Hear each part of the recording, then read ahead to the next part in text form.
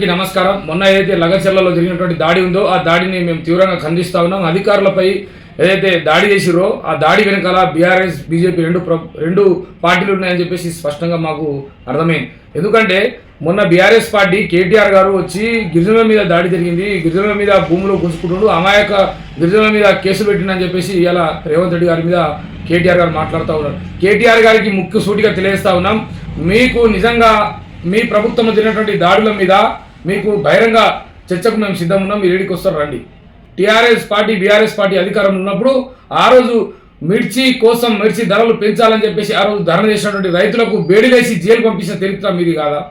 అదేవిధంగా మహబూబాబాద్ జిల్లా కేంద్రంలో అక్కడ గిరిజన రైతుల యొక్క భూములు మెడికల్ కాలేజ్ విషయంలో భూములు గుంజుకుంటా ఉన్నారని చెప్పేసి ఆ రోజు మా గిరిజనులందరూ కూడా ధర్నా చేస్తే, అక్కడ రస్తారోకో చేస్తే వాళ్ళ మీద కేసులు పెట్టి అక్రమంగా జైలు తరలించినటువంటి చరిత్ర మీది కాదా?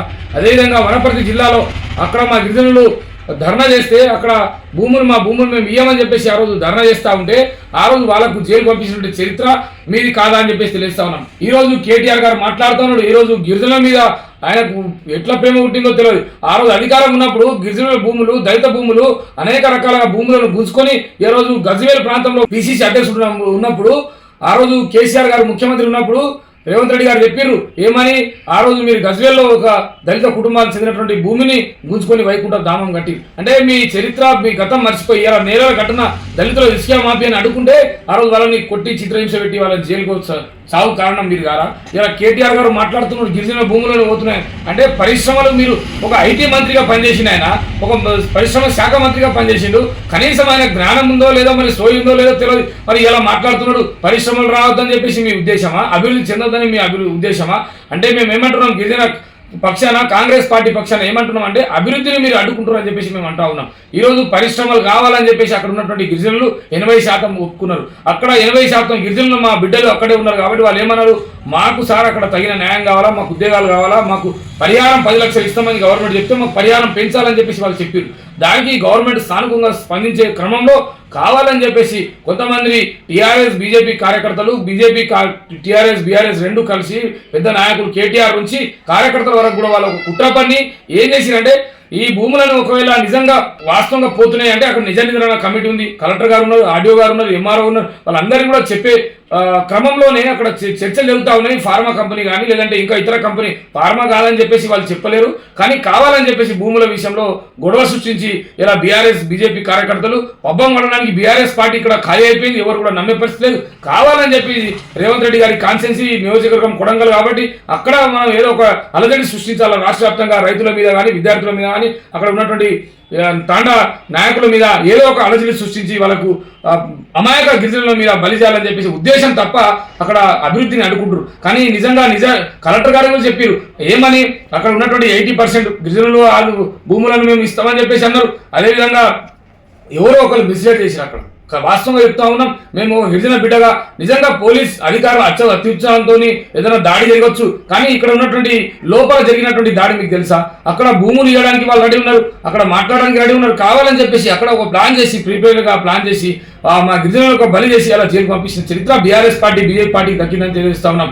కానీ వాస్తవంగా రేవంత్ రెడ్డి గారు కూడా దీన్ని స్థానికంగా స్పందించి వాళ్ళకు పరిహారం పెంచుతామన్నారు. అదేవిధంగా అక్కడ కంపెనీ కూడా వేరే కంపెనీ తెస్తామని అన్నారు. అక్కడ ఉన్నటువంటి గిరిజనుల రైతులు కూడా చెప్తా ఉన్నారు, మాకు కూడా బంధువులు ఉన్నారు, మాకు కూడా అక్కడ తెలిసిన వాళ్ళు ఉన్నారు. వాళ్ళు ఏమంటున్నారంటే ఈ బీజేపీ బీఆర్ఎస్ కార్యకర్తలు వచ్చి మమ్మల్ని రెచ్చగొట్టి మాకు అమాయకులను మనం జైలు పంపించారని చెప్తా ఉన్నారు. కానీ మేము ఏమంటున్నాం, దీని మీద పూర్తి విచారణ ప్రభుత్వం చేస్తా ఉన్నది, ఎవరైనా ఉన్నది వాళ్ళని ఖచ్చితంగా జైలు పంపిస్తాం. ఏ గిరిజన రైతులను బయటికి తీసుకొచ్చే బాధ్యత కూడా ప్రభుత్వంది ఉంది. ప్రభుత్వం దీని మీద స్థానికంగా స్పందించి దీని మీద పునరాలోచన చేస్తా ఉన్నది. కాబట్టి ఏదో రైతులను ఇబ్బంది పెట్టి రైతుల భూమి గుంజుకోవాలా, రైతుల భూములు గుంజుకొని వాళ్ళని ఇబ్బంది పెట్టాలని చెప్పేసి ఉద్దేశం కాంగ్రెస్ ప్రభుత్వానికి లేదు.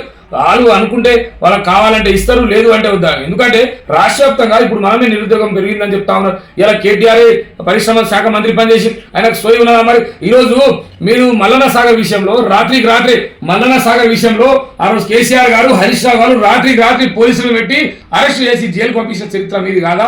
ఇలా మల్లన్న సాగర్ విషయంలో ఎంత మొత్తుకున్న రైతులకు పరిహారం ఇచ్చిర్రా?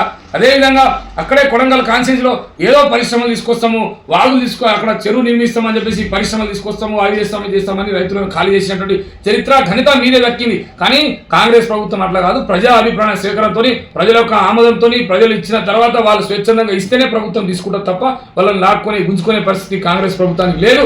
కావాలని చెప్పేసి బురదవల్లి ఇలా బీజేపీ బీఆర్ఎస్ పార్టీలు రెండూ కూడా ఇలా లగచర్ల విషయంలో గొడవ సృష్టించి ఇలా రాష్ట్ర వ్యాప్తంగా మేము పార్టీని బలోపేతం చేయాలని వాళ్ళ కపట ప్రేమ, వాళ్ళ కపట బుద్ధిని ఇలా బయటపడిందని చెప్పేసి తెలుస్తా ఉన్నాం. గిరిజన రైతులు నిజంగా కాంగ్రెస్ ప్రభుత్వం మీద అభిమానం ఉన్నది, కాంగ్రెస్ అక్కడ ఉన్నటువంటి రేవంత్ రెడ్డి గారి మీద అభిమానం ఉన్నది. వాళ్ళందరూ కూడా మా స్థానిక ఎమ్మెల్యే కాబట్టి మేము ఖచ్చితంగా మాట్లాడుతున్నాం. కానీ కొంతమంది లోపల ఉన్నటువంటి కార్యకర్తలు ఏదో అల్లరి సృష్టించి వాళ్ళ యొక్క పబ్బం గడగడానికి అక్కడ ఉన్నటువంటి వేం నరేందర్ రెడ్డి గారు ఏదైతే మాజీ ఎమ్మెల్యే గారు ఉన్నారో వాళ్ళందరూ కూడా కాల్డట తీసిరు, 40 సార్లు మాట్లాడిరు, అంతా మేము మొత్తం టీవీలో అన్నా చూసి. కానీ ఇలా కావాలని చెప్పేసి కేటీఆర్ రాజకీయంగా ఎస్టీ నాయకులను ముంగడ పెట్టుకొని ఇలా అంటా ఉన్నాడు. ఆయన గిరిజనుల యొక్క ప్రేమ ఈరోజు పుట్టింది, గిరిజన రైతులు మీరు జైలు బేడి చేస్తారని. మరి నువ్వు ఆ రోజు చేసినప్పుడు ఎక్కడ పోయింది? మరి ఆ రోజు నువ్వు ఇదా మా గిరిజన రైతులను చంపినప్పుడు ఎక్కడ పోయింది? అంటే నీ అప్పుడు అధికారం ఉన్నప్పుడు కన్ను మూసుకురావా? ఇలా మా మీద మాట్లాడే ముందు నిజంగా నువ్వు ఏం చేసావో తెలుసుకో.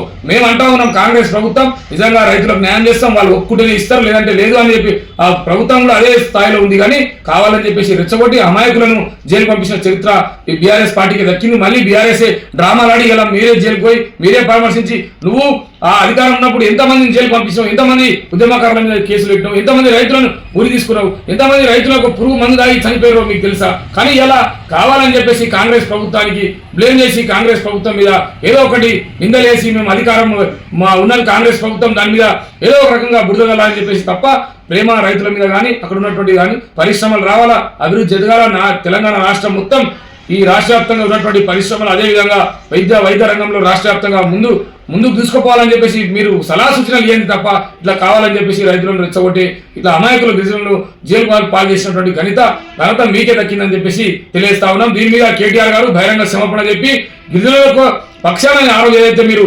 వనపర్తి మహబూబాబాద్ జిల్లాలో మీరు ఎట్లయితే ఆ రోజు మీరు బెయిల్ వేసి జైలు పంపించి వాళ్ళకి ఇప్పుడు దాకా బెయిల్ రాకుండా చేసిన ఘనత మీకే దక్కిందని చెప్పి తెలియజేస్తూ కాంగ్రెస్ ప్రభుత్వం మీద అవాకులు చవాకుల ముందు మాట్లాడే ముందు కాంగ్రెస్ ప్రభుత్వం కూడా ఆలోచన చేస్తుంది రైతుల పక్షాన, రైతుల గురించే పార్టీ, ఈ రైతుల కోసమే పార్టీ. కాబట్టి కాంగ్రెస్ ప్రభుత్వం కూడా అన్ని విషయాల మీద ఆలోచన చేస్తుంది. కాబట్టి రైతులు మీరు అక్కడ ఉన్నటువంటి మిత్రులు ఎవరు కూడా మిస్గైడ్ కాకుండా ఈ చెప్పినటువంటి టీఆర్ఎస్ బీజేపీ పార్టీలకు ఆలోచన చేయకుండా వాళ్ళ మాయలో పడకుండా మీరందరూ కూడా ఖచ్చితంగా మీ ఎమ్మెల్యే గారు రేవంత్ రెడ్డి గారు ఉన్నారు కాబట్టి మీరందరూ కూడా ఆలోచన చేసి అభివృద్ధిని మీరు స్వాగతించాల్సిన అవసరం ఉందని చెప్పి తెలియజేస్తూ రాబోయే రోజుల్లో రాష్ట్ర వ్యాప్తంగా పరిశ్రమలు రాబోతున్నాయి, రాష్ట్ర వ్యాప్తంగా అభివృద్ధి జరుగుతూ ఉన్నదని చెప్పేసి తెలియజేస్తూ మీరు అందరూ కూడా దీనికి సహకరించాలని చెప్పేసి తెలియజేస్తా ఉన్నాం.